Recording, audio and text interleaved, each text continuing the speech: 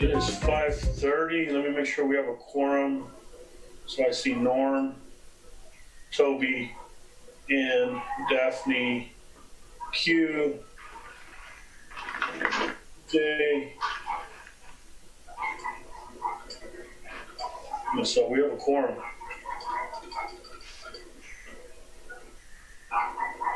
Okay, my friends, it's 5:30. We're going to go ahead and get started. Karen, team, everybody ready to go? We're ready. We're ready. Yes, sir. Thank you. Okay. So, good evening. I'm calling this workshop to order. The time is 5:30 p.m. in accordance with the Texas Open Meetings Act, Texas Government Code Chapter 551. This workshop is officially open with a quorum present. The following board members are present virtually. I will do a roll call and ask that you each acknowledge or respond that you are here. We'll begin with District 2 Trustee Toby Jackson. I see no audio, but I see her present here. Hey, Toby. District 3 Trustee Quentin Phillips. Good evening, President Ramos. Quentin Phillips present, representing District 3. Good deal. District 4 Trustee Daphne Brookins. Good evening, President Ramos. It's Daphne Brookins, representing District 4. Thank you. District 5 Trustee CJ Evans. Good evening, President Ramos.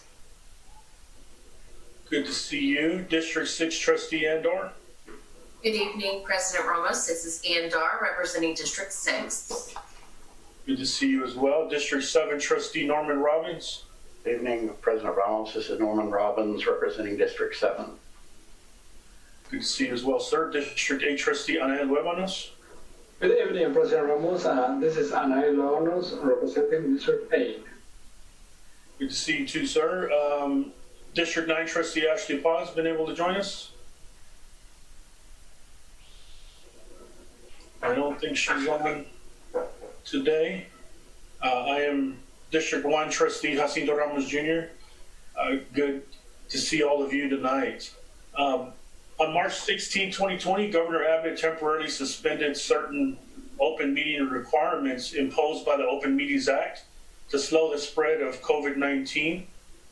This action permits meetings subject to the Open Meetings Act to be hosted by telephone or video conference. This meeting is being broadcasted live via Spectrum Charter, Channel 192, the Forward ISD Ed TV channel on YouTube by searching for YouTube FWISD EDTV and a link provided in the agenda. In accordance with those suspended rules, we certify the following: that notice of this workshop has been posted online for at least 72 hours. Although members of the board are not gathered in a central physical location, we do have a quorum in attendance at this workshop by video conference or telephone call. We are meeting by use of Zoom, software application which allows two-way communication for members of the public. As we would at any in-person workshop, members of the public who have followed the instructions on the workshop notice for registering to speak during the public comment portion will be unmuted for 3 minutes to speak. Also, all other meeting procedures will adhere to board adopted procedures to the extent practicable. And an audio recording of this workshop is being made and will be available to the public at a later date. We apologize in advance for any unforeseeable difficulties and ask for your patience as we continue to navigate unprecedented times.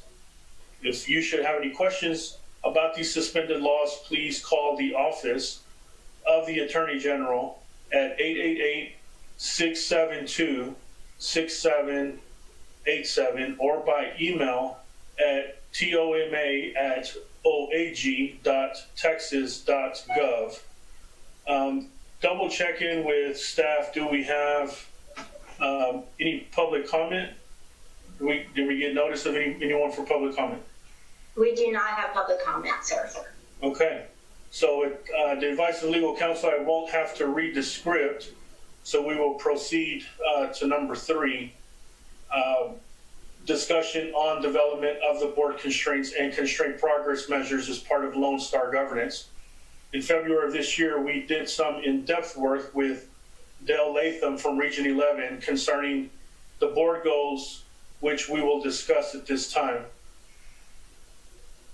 Now that we have this, we're going to have the draft. Well, there they are.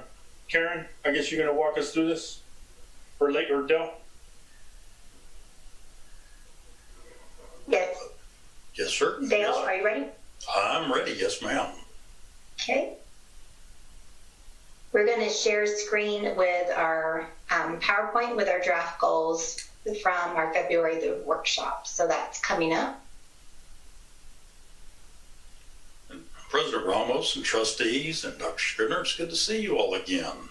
Like you said, in these unprecedented times, here we are. And, I'm kind of missing the face-to-face interaction, but I'm glad that we have this opportunity to bring at least this opportunity for us to get together and continue the momentum with our Lone Star governance work that we started back in earlier in the spring, prior to all of this. So I'm glad to be here. And one of the things that came out of that earlier session was the great interaction, great discussions around the student outcome goals for the board. And then we had our administrative team go forward after that and begin to craft some goal progress measures for you. Now, with those two pieces that we're going to look at tonight, just as a review, real quick, have you had an opportunity to look at those? Have those been shared? I'm showing my ignorance. Just a thumbs up. Okay, so y'all have seen those. The student outcome goals and the goal progress measures, the work that was done by the administrative team, it was shared with me after a couple of weeks after we had come together that Saturday and spent our time working on those, and they're pretty solid. So we wanted to kick off this evening, just kind of a review of those and answer any questions you may have around those, and then move forward to looking at constraints, looking at superintendent constraints, which will come with constraint progress measures, also potentially discuss some board constraints, and then also want to share with you at this point in time during this time while we're dealing with this pandemic and we're standing up instructional continuity for our kids and we're making sure that they're being fed. Essentially, what we have come to realize is that we're not in a traditional public school setting, and so some of our goal progress measures that we're going to share tonight were built around that traditional setting.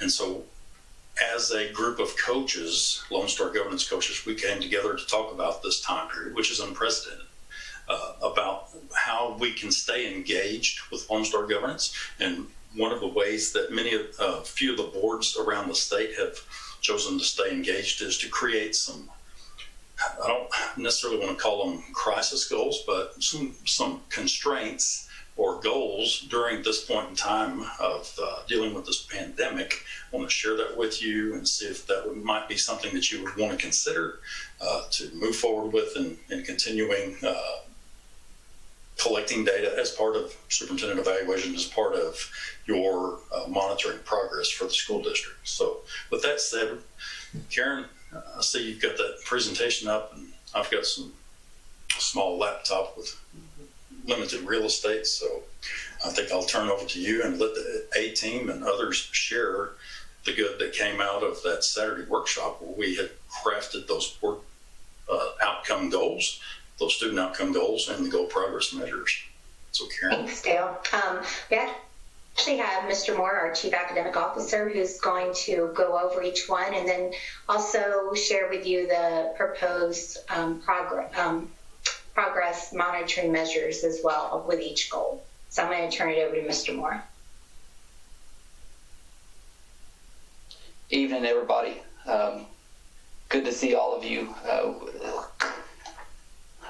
Let's go back and reorient ourselves to the work that we engaged with back in February, as we, I believe our task was to establish board goals and board progress measures that we felt were realistic and attainable, all while pushing ourselves to see improved student outcomes across the district. I'll draw your attention back to board goal 1 that you see here in front of you, early literacy. As you know, we have we've been looking at our performance of early literacy for the past couple of years, sitting somewhere around the 34-35%. You see a few gains and then a point regression in 18-19. What we established is that we felt like a 2 percentage point goal for the first couple of years in this new 5-year trend, and then some increased improvement in years 4 and 5 of this of these goals that we established. We're realistic, knowing that we are working towards putting increased supports in place for our campuses with the redesign of our academics work. I will go ahead and on the next slide, we'll take a look here. As you remember, in this work, 4 years ago, we were at below 30%. We were at 29% for our overall student performance. And so we have seen that improvement from 4 years ago, but wanting to see continued and consistent improvement over the next several years, knowing that we also want to look at our data broken down by our student groups. So gave us a little bit of history and also established some targets broken down by student groups.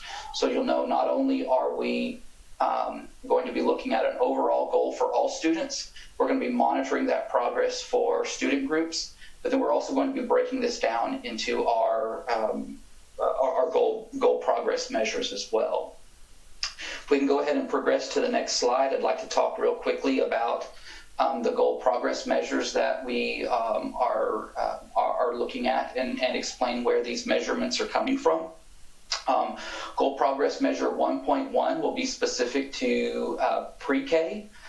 We wanted to take a look at our assessment that's happening in our classroom that we're doing on multiple times throughout the year. How are we gauging the progress of our students, not from year to year, but actually within that year, so we can bring data to this board to say how successful are we with reaching the goals each year that we have established. In pre-K, we know that the Circle Phonological Awareness Assessment is the assessment that is widely used in all federally funded and especially here in the state of Texas pre-K programming. So our goal for all of these assessments that you will see in this literacy area is to start measuring ourselves against national standards, not to continuing measuring ourselves against the performance of Fort Worth ISD in previous years, or not measuring ourselves just with the state of Texas, but really looking at how Fort Worth ISD students are performing compared to students across the entire nation. That philosophy follows through into Goal Progress Measure 1.2, where you will see that we are not recommending the use of Achieve 3000 for our goal progress measuring anymore.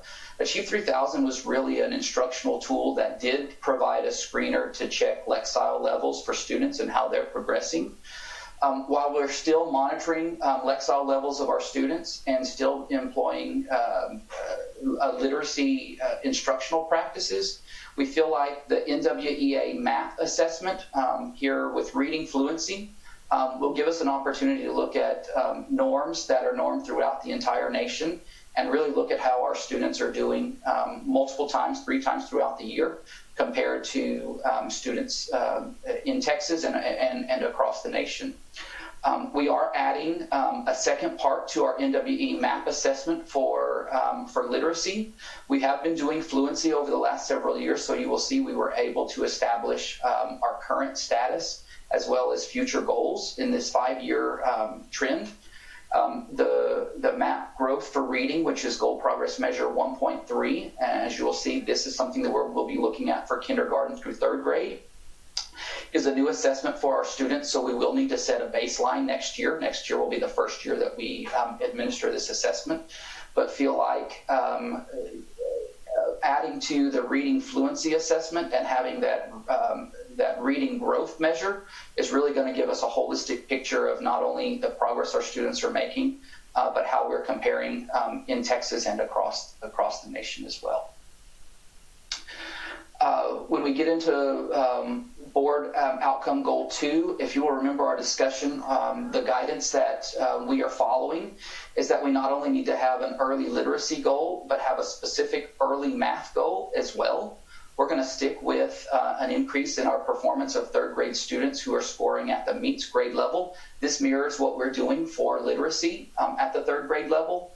And you will see we're looking for an increase of from 34% to 45% over the next several years, the next 5 years actually.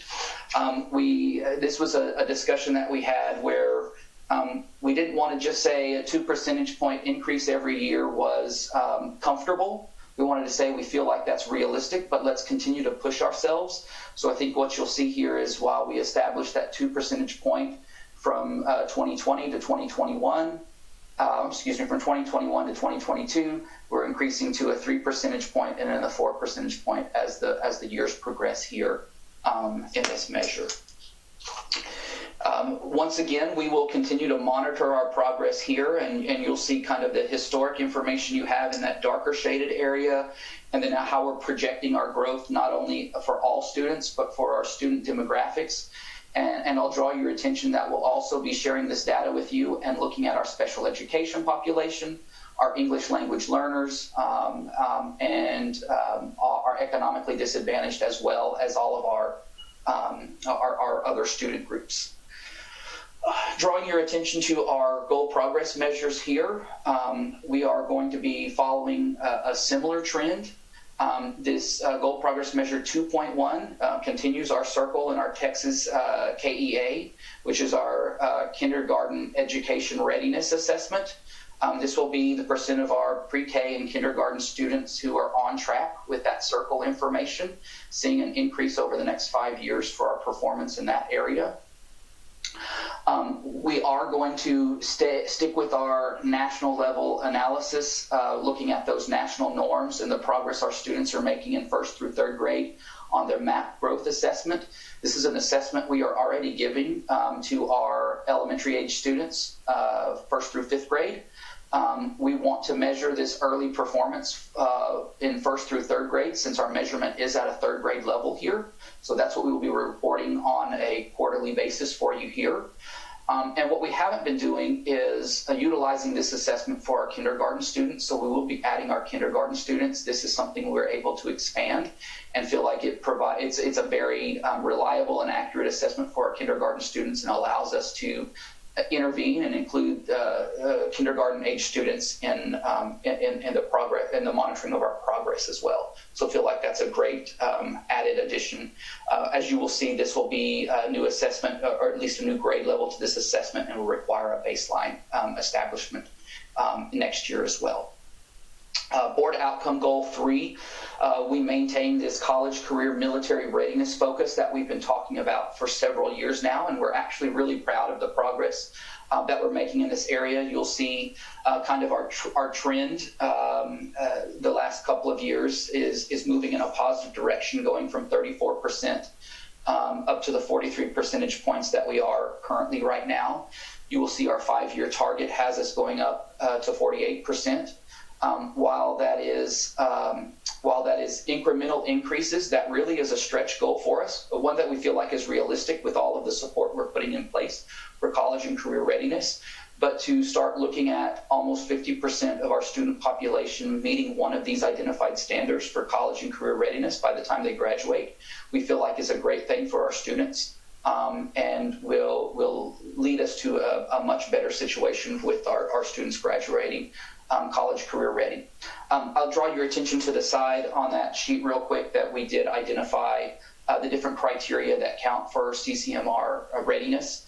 Not only is it our collegiate testing, SAT, ACT, TSI, but it's also participation in IB, AP, dual credit,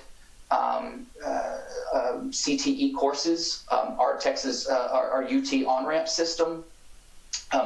We include our special education students in this accountability, so those students that have an IEP that are workforce ready, or special education students who graduate with advanced degrees, all meet this criteria as well. Students that are receiving a level 1 or level 2 certificate in CTE courses.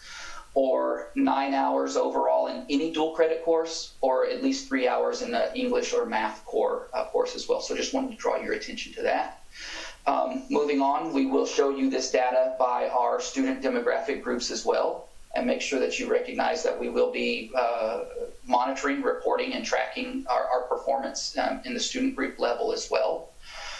And then to show you our goal progress measures that you'll see on this next slide as well. We will, in goal progress measure 3.1, be looking at grade 12 CCMR, and increasing the percentage of grade 12 students who meet the criteria as we just went through from 33% to 38%. We're also looking at grade 9 on track. And basically what we mean here is we're going to put together a National Post-Secondary Institute plan for our high school students, where we'll start monitoring our students when they enter high school on a ninth grade level, and make sure that we are looking at the progress that our ninth graders are making. We know it's imperative for students to graduate on time, to be on track, to get the courses completed they need to in their ninth grade year so that they can continue to progress. So want to see increased performance in this area over the next 5 years as well. Not to leave out the impact that our middle school age students play in our college career readiness, and the conversations we want to maintain around Algebra 1 EOC performance. If you'll remember, that was a specific goal that we had in previous years. We want to continue monitoring and looking at the performance of our students. As we know, one of the leading indicators for students graduating on time is success at their ninth grade Algebra 1 math class level. We are doing well, being over 80% in this area, right at 83%. Want to maintain that and see increases over the next 5 years as well. And then finally, being specific to our SAT and ACT, as you know, these are all collegiate tests that we have invested in to do these tests during the school day. So it provides an opportunity for all students. We've done that for the last several years with SAT. We're adding ACT for the first time. So we may see a little bit of a dip in our overall scores, but we know over time with all students to have this experience and really using these tests as our progress measure instead of adding on additional tests when we are narrowing this focus to what is a national level test that we're looking at college readiness. We feel like those two assessments will give us good data for our CCMR readiness of our students. I probably said a lot there just to run through those with you real quick, but wanted to make sure you all had a chance to understand, to recap what our discussions and conversation was around goals and goal progress measures. So I'll stop there. And thank you, Jerry. To try to be able to capture your questions, I'll ask that, again, we try to use that participants on the bottom that shows a little 26. If you click on that, well, I don't see us being able to raise the hand. Oh yeah, you can. You have the little thing that says raise your hand.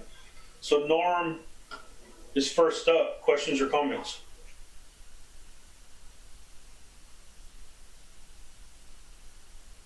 Thank you, President Ramos, and thank you, Mr. Moore, for recapping that for us. And you know, we talked about this in great detail earlier. I'm distressed that, you know, in 5 years, less than half of our kids are going to be successful, and that is very distressing to me. And by the time I get to 2024, I will have spent 20 years working on this. And before I got on the board, I spent about 30 or so working in various other arenas to improve public education. And it's just phenomenal to me that we can't, you know, do more. In fact, I was talking with a constituent yesterday who was one of the original Adopt a School Committee members with me back in the 70s or early 80s. And he said, you know, we really haven't improved public education that much in all these years. And I said, I agree with you, but I think we're on track now to do that. I still think that the progress is such that our community is going to get anxious because, you know, we're the missing link in investments in Fort Worth. If we can improve what we're doing, we will attract investment and be a magnet for not only business investment, but personal investment, people deciding they want to live here and have their kids here.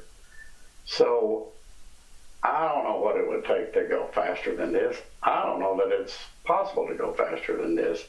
The fact that we're shifting from Achieve 3000 to something else, we've just done that repeatedly over time.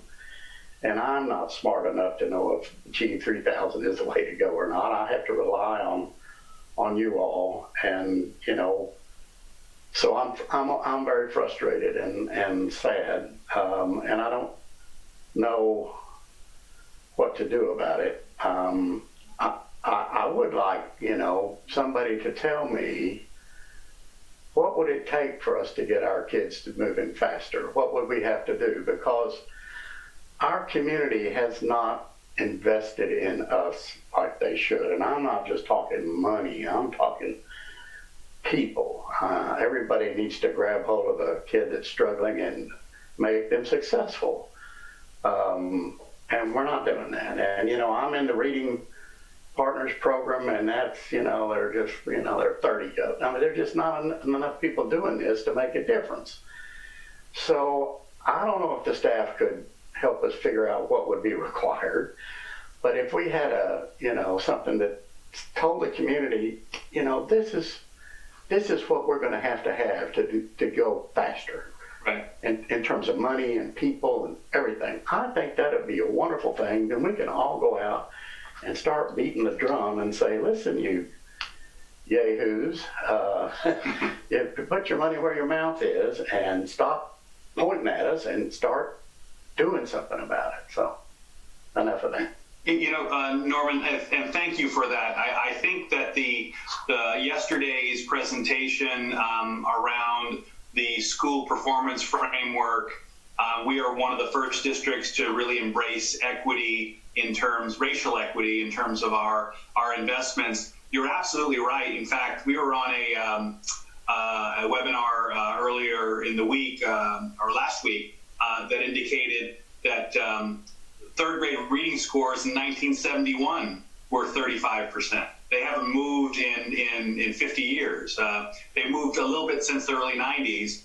And when we all met, Fort Worth was at 29%, and we got up to 35, and have kind of had that year that required us to make a change. Jerry, could you talk a little bit more about the new literacy framework? I think that will accompany our equity work. Yeah, and so Mr. Robbins, I wholly appreciate your comment about what can we do to move this work faster. I think one of the things, and the webinar that Dr. Scribner is referring to, we've brought in a national literacy expert to work with all of our principals, Dr. Tim Shanahan. And he was sharing some information with us and has been consulting with us as we construct this new literacy framework that we're going to be engaging our teachers in. And basically, it's actually very simple. The foundation of improving literacy work comes back to how much time are we spending with our students? And are we increasing the amount of time that we're spending with students in those core subject areas that we really need to see increased improvement in? And then once you're in that time, what are our actions? What are we doing? We've been focused on small group work with our students for a number of years, and we're losing sight of what all of our students are doing when they're not sitting at a table in front of a teacher. So what can we do to make sure that we maximize the time that a teacher is in front of students and really helping a student to progress? What we're doing with redefining our literacy framework is saying, what does it mean to teach reading in Fort Worth ISD? I think if we were to go and ask many of our teachers right now, as many teachers as we asked, we would get that many responses. I'm not sure that we have a clear picture of how we define literacy instruction in Fort Worth ISD. And that's what we're trying to do right now. We're trying to say, how many minutes a day are we teaching reading? And of those minutes, what are the different components that we are going to invest in? And not that it's free for all and open for everybody to say, I'll grab this resource here and this resource there, but to say, what do we support from Fort Worth ISD? How do we teach phonics? How do we teach word work? How do we teach comprehension? How do we teach fluency? What are these different components? And let's train all of our teachers. I would say that the work that we're doing around literacy academies and making sure that all of our elementary teachers, as well as all of our principals, have a common language around what does it mean to teach reading in Fort Worth ISD is going to be what progresses us further than what we've done in the last several years.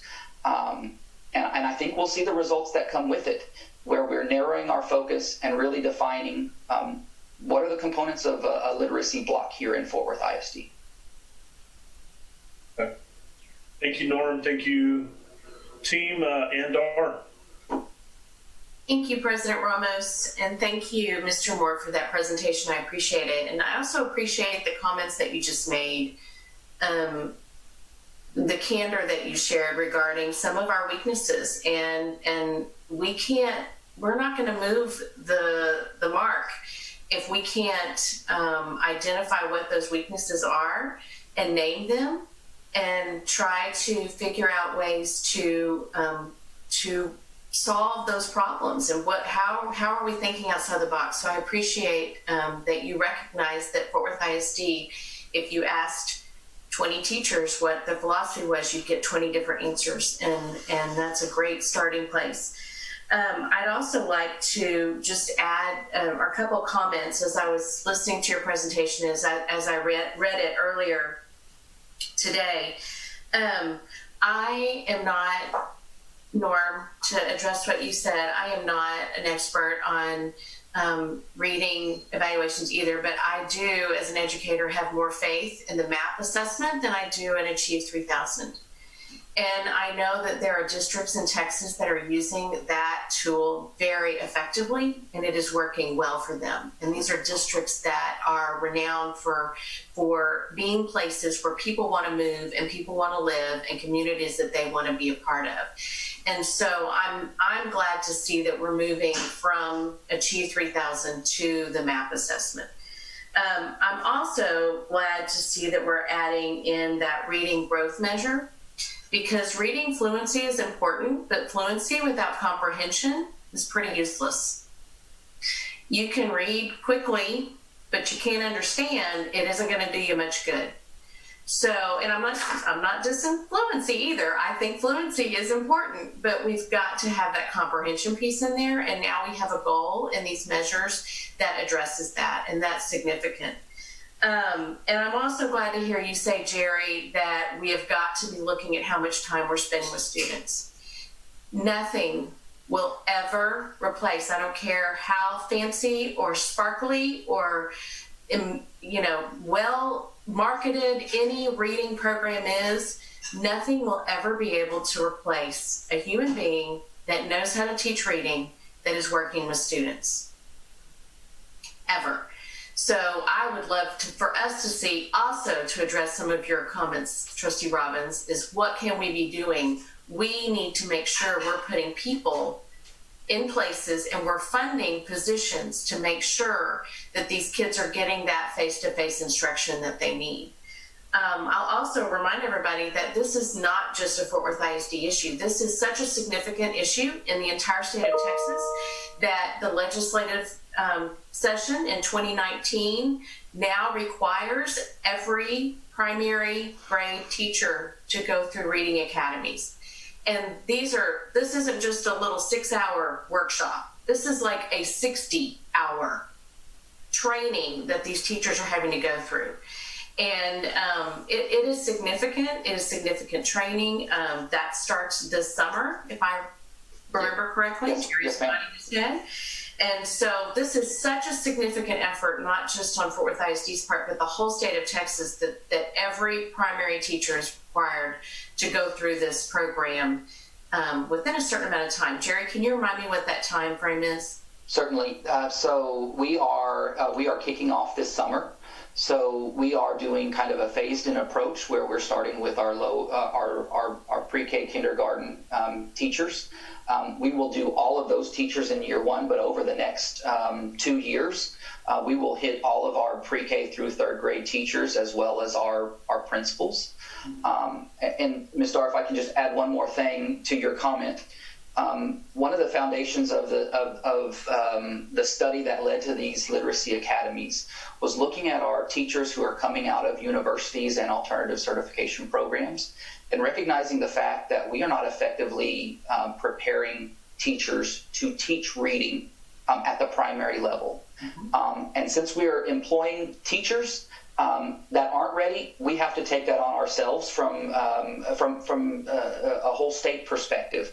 And I feel like when you're asking what can we invest in, we can invest in this foundational training that all teachers, and our plan is not just the primary teachers, we're actually going to do literacy academies with some of our own district investment through our middle school grades. And then our future is for our high school teachers as well. So Ms. Starr, back to you. Thank you.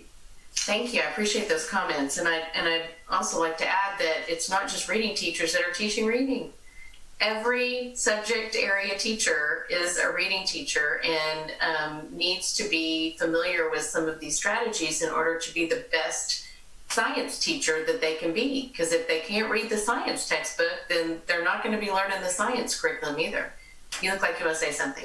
I can. I'm sorry, and I'll try and keep this. I wanted to draw your attention to this idea that in the different content areas, it's not necessarily about our teachers who teach science having to learn how to become a reading-specific teacher. It's about disciplinary literacy. So what does it mean to understand how to read within your content area? What is the language, the vocabulary, and the skills that you need to have to be fluent in science or in the history of social studies or in your particular content area? And that is one of the areas that we are going to focus for our teachers, is how we become better teachers with disciplinary literacy, where we understand the foundations of teaching reading, but we do it within the concept of what is my specific content area that I instruct. So thank you. I like that term, disciplinary literacy. That's great. Moving on to math. Again, I'm really glad to see that we've got some early years math, because you can't have good middle years math if you don't have a good foundation of early years math. So I think that's great. I don't know if we need any middle years math goals, and I know we don't want to just totally pack them all in there, but that is something that we have focused on in the past that we're not continuing to focus on. So I don't know if you have any comments about that. I do. Middle grades math is probably my greatest area of concern. But I think as the conversations that we had with the board earlier this week, when we talked about some of our reorganization to support the pyramid, you'll see we really are investing in support for mathematics instruction across the district. And we will be focused and specific about middle grades. I think we've been looking at Algebra 1, and we're doing really well with Algebra 1. But I think you all remember the low scores that we have in 6th and 7th grade math. We are taking a little bit of a different approach to where we will have a K-12 math focus. So we have an aligned program from elementary all the way through high school, which we intend to provide those additional supports to really invest in those middle years for our math instruction as well. Okay, thank you. I appreciate that clarification. And can you also, what is exactly the SAT, ACT, and the TSI criteria? Because there's a number somewhere in there. I just don't know what it is. There is, and I don't know those off the top of my head, but I will be glad to share those. There is a number for all three of them that is considered college ready. And let me get that and share that with the board so I don't misspeak on that one. But we do have that cut score that we are measuring our students against. And is that a statewide number? It's a national standard. Okay, national standard. And this is just a procedural question, and it's my last question too. Did all of the testing, all of that SAT, TSI, ACT testing happen before we had to close our school buildings? Yes, ma'am, it did. Fortunately, like the week before we closed. Okay. All right. Well, nothing like by the skin of our teeth. Okay. Well, Right before spring break. I appreciate those answers. Thank you. Good. And may I add, I mean, and Dale, you could chime in, right? We've identified 3 goals, and we still have room for 2 more if the board felt that we wanted to have that conversation about middle years math. So just to keep that out here in our conversation. Next, we have Quentin Phillips. Thank you, President Ramos. Well, I guess first, just wanted to thank Trustee Robbins for his words. I just could not agree with you anymore on what you're saying with that. It's just so tricky when it comes to this, because setting the goal, we need to set goals numerically that are fair to Dr. Scrivener, to you, to the administration, because we can't put this lofty thing that's unachievable and then tell you that you failed somehow by not being able to reach something that was unattainable in the first place. And yet, it is incredibly disheartening to know that all of our goals we're shooting for is still for less than half of our students to be where we would have them to be. Particularly when we're looking at college career, military ready, to have half of our graduates. If we get to the point where we have half of our graduates ready in that regard, then we've really accomplished a great feat. That is disheartening. So, and there are a variety of factors that go into that. And so I will just say, although the numbers that we're laying out for goal progress measure-wise, we understand the fairness and the stretch of those particular numbers. I just cannot encourage you all enough, support you all enough, and make myself readily available enough to you all to make sure that we obliterate those numbers, because they are numbers on paper. And I understand we have to use those numbers to be able to evaluate, but in real life, they're lives. In real life, they're Fort Worth young people. In real life, there are people that we're grooming and conditioning and cultivating to be our next, to be our everything here in the city. Particularly as we get older and phase out, right? So we want to prepare the best people possible. And we understand that they are incredible people. We understand that they're incredibly capable. Then that's when we do have to go to the adage of, if those outcomes are going to change, it's going to have to be because the adult behaviors change. And so we got to figure out how to challenge and change enough adult behaviors to where the young people aren't the ones looking like they're the ones failing, because they're not. It's us, if in fact they don't receive the moniker of education that they should have. So just saying that, but then also an encouragement that everything is all the data is being disaggregated by race and even socioeconomically, beautifully.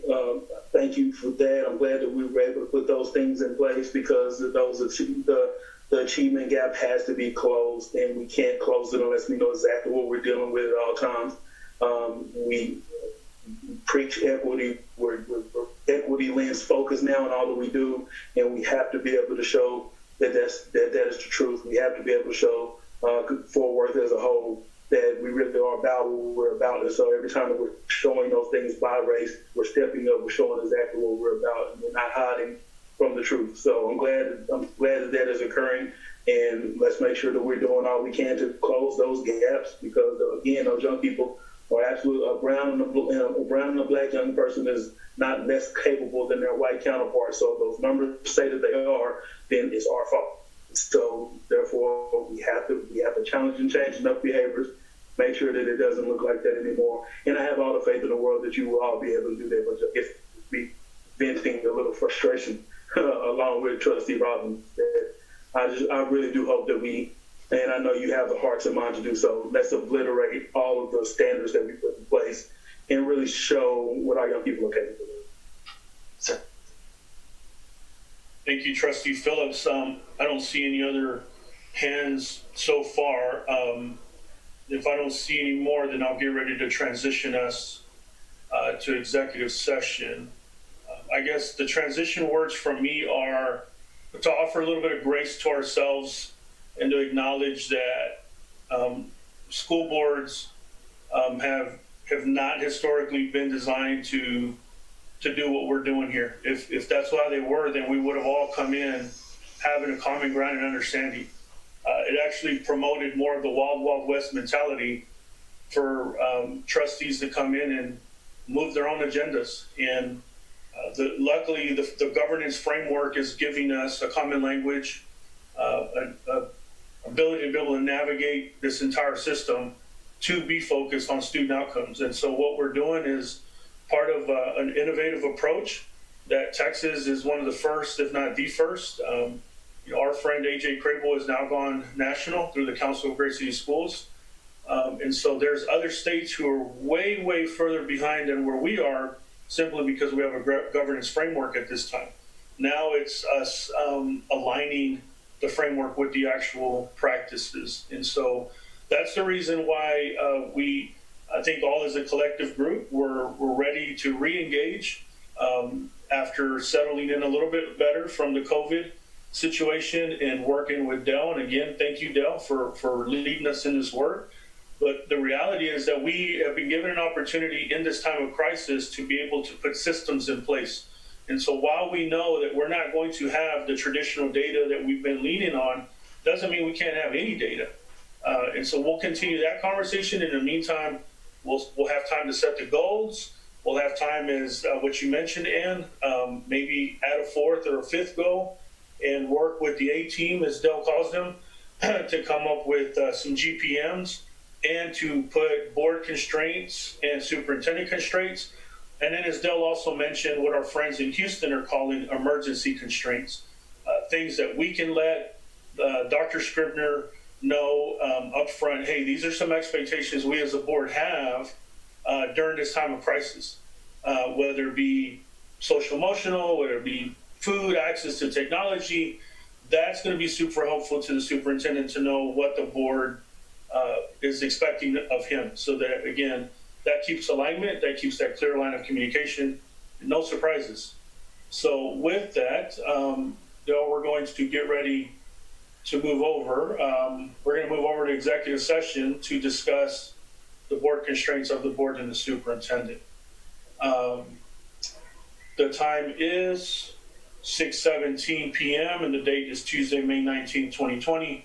We will now recess and reconvene virtually for executive session as authorized by Chapter 551 of the Texas Government Code under Sections 551.071, .072, .074, and .076. Hopefully you all have access to that link. I'll see you there in a bit.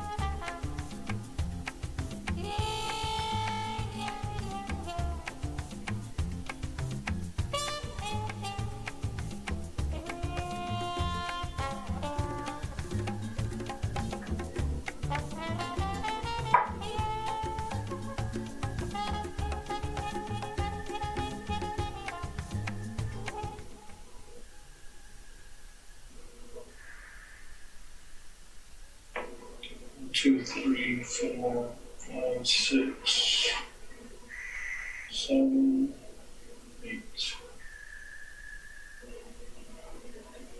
Okay, I think we've got everyone on. In accordance with the open meetings law, the board opened the meeting at 5:30 p.m. in a private video conference with a quorum present, recessed and reconvened open session virtually, adjourned regular session, convened executive session.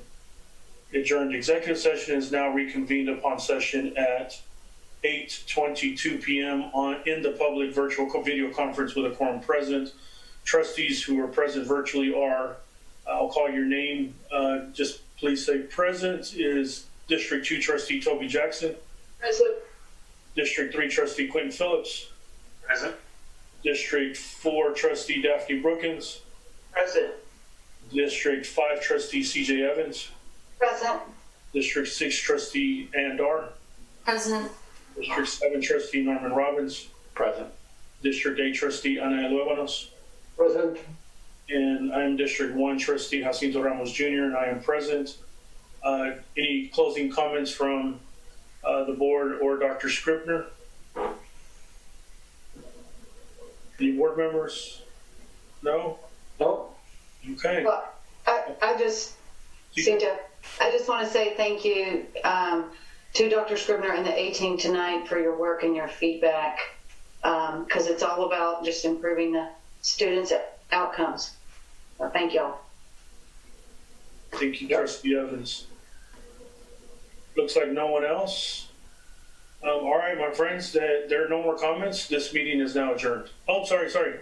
Toby, or are you just saying bye? Okay. Bye, everybody. No, bye. Bye-bye. Bye-bye.